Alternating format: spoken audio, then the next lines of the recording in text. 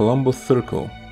Rondo nazwane tak od Krzysztofa Kolumba jest bardzo zatłoczonym zbiegiem ulic w Nowym Jorku. Zaraz, mnie o tym. Cześć, tu Azji, witajcie w nowym odcinku Wciśnij Start. Otóż jest to też mało medialna nazwa firmy, która po dziś dzień zajmuje się produkcją akcesoriów do Famicoma, Super Famicoma, ale też nowszych konsol, w tym obecnej generacji. Jakość ich produktów według opinii w internecie jest średnia. Widać, że tną koszty gdzie się da, ale swoje zadanie zazwyczaj spełniają. To, co zdziwiło mnie osobiście, to to, że w ostatnim roku wydali 3 nowe gry na Famicoma. Rok temu, 30 stycznia, wydany został album z muzyką chiptune nazwany 8-Bit Music Power.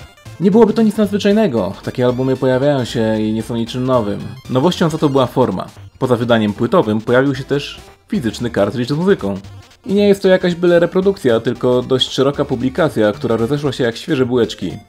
Następnym produktem była drobna gra ze świetną muzyką nazwana Kira Kira DX. Ale o niej trzeba było zrobić oddzielny materiał. To, na czym się chcemy skupić, to trzeci i ostatni kartridż z tej serii, 8-Bit Music Final. Paczka z kartridżem przybyła do mnie z Japonii w kilka dni. Nie to co kartridże z AliExpress, które potrafią iść miesiącami. Kartridż został bardzo dobrze zabezpieczony w środku małego estetycznego pudełka z głównym motywem graficznym tego wydania.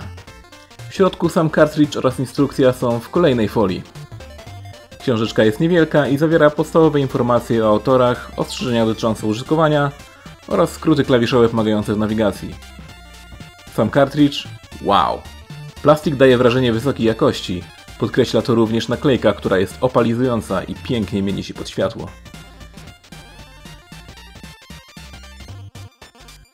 Włóżmy ją do... Czekaj. Tego się nie spodziewałem. Krzysztof nie żartował, że jego PCB jest cienkie. Tutaj płytka jest tak gruba, że nie byłem pewien, czy jest możliwe normalne włożenie kartridża. Na szczęście, jak to mawiali starożytni Rosjanie, jak po pieści to się zmieści. Ale się zmieściło. Muszę się przyznać, że fabrycznie nowy kartridż tak przyjemny w dotyku jest czymś niesamowitym. Ostatni raz miałem to uczucie, gdy dotykałem nowiutkiej złotej piątki. Nieziemskiej. Wita nas logo Riki, czyli autora tego całego zamieszania. Nie tylko zajmuje się tu stroną techniczną, ale jest też ilustratorem i to właśnie jego art możemy podziwiać na okładce. Ciekawą rzeczą, jaką możemy się o nim dowiedzieć na jego stronie, jest to, że rysował też komiksy dla dorosłych. Bardzo ciekawe. To mi się podoba. O to chodzi. Nie zmienia to faktu, że jego arty są po prostu świetne. To kilka z materiałów dodatkowych dodawanych do płytowej edycji poprzedniego albumu. Ale do rzeczy. Hi, I'm Sexy Synthesizer.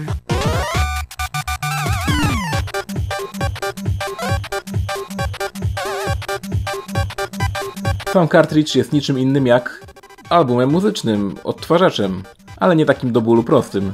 Mamy możliwość zmiany utworów, ustawienia trybu odtwarzania w pętli, normalnie bądź losowo, wyłączenia poszczególnych kanałów dźwiękowych, sprawdzenia obciążenia procesora, wizualizacji oraz blokady przycisków. To wszystko sprawia, że jest to świetna zabawa na imprezy dla retro nerdów, bo żaden stream z YouTube nie zastąpi surowego dźwięku przesłanego prosto z Famicoma do kolumny głośnikowej.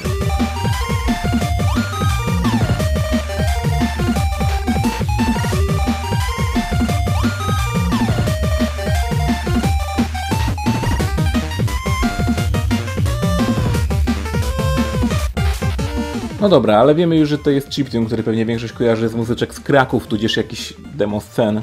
Kto jednak kryje się za nazwiskami wykonawców? Z ważniejszych postaci jest na przykład Yoshimoda, autor ścieżki dźwiękowej m.in. do Mega Mana 9 i 10.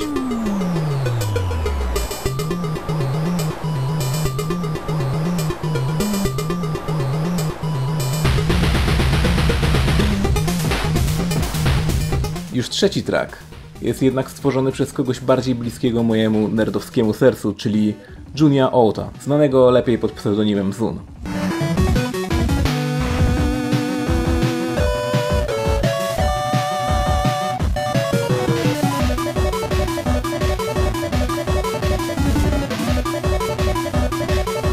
Jest on twórcą niezmiernie popularnej serii gier typu shoot'em up Toho. Jest człowiekiem orkiestrą, projektant, programista, scenarzysta, grafik i muzyk. Lubi dużo wypić, ale można mu to wybaczyć, skoro stworzy tak świetne nuty jak ta. Innym wartym wyróżnienia muzykiem, który miał tu swój udział, jest Tappy.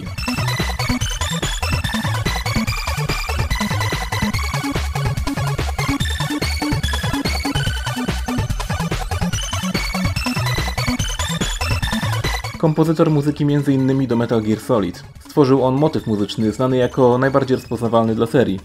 Od 4. części przestał on być używany z powodu kontrowersji, jakoby miał być ukradziony od znanego rosyjskiego kompozytora.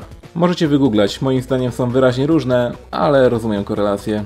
Ciekawostką jest, że ten kartridż był sprzedawany równolegle z akcesorium do Famicoma, rozszerzające konsolkę o audio jack. Według opinii dawał on możliwość łatwego podłączenia głośników i niewiele ponadto, bo dawał słaby, niewzmocniony dźwięk. Kto wie, może podpięte pod wzmacniacz dałoby audiofilski rezultat, ale nie o to chodzi w chiptune.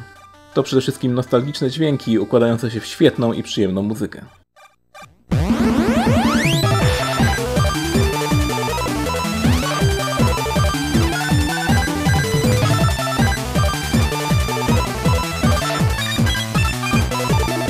Na koniec przychodzi czas rozliczenia.